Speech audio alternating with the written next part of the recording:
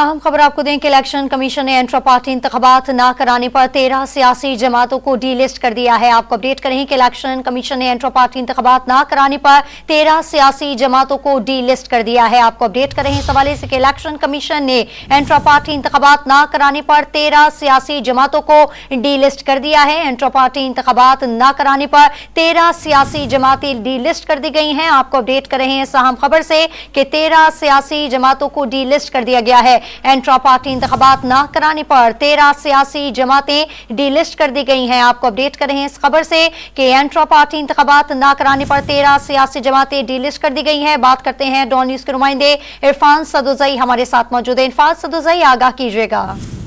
जी, election commission ने 15 सियासी जमातों के जो इंट्रा पार्टी इंतखाबात से उनसे मुतल्लिक जो फैसला है वो आज सुना दिया है। ये फैसला गुज़िश्ता समात के ऊपर महफूज किया गया था, जिसमें 13 जो सियासी जमातें हैं इनको डी लिस्ट कर दिया गया है।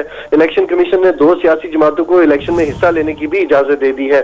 जिन जमातों को डी लिस्ट किया गया है इनमें आल पाकिस्तान माइनॉरिटी अलायंस है, आल पाकिस्तान तहरीक है, अवामी पार्टी पाकिस्तान, भावलपुर नेशनल अवामी पार्टी, सबका पाकिस्तान पार्टी को भी डी लिस्ट कर दिया गया है। National peace council party, Pakistan national Muslim league, Pakistan Aman party, Pakistan Barabari party, मसीही अवामी पार्टी, पाकिस्तान कौमी यकजहती पार्टी को भी डी लिस्ट किया गया है। इसके अलावा सुन्नी तहरीक को भी डी लिस्ट किया है।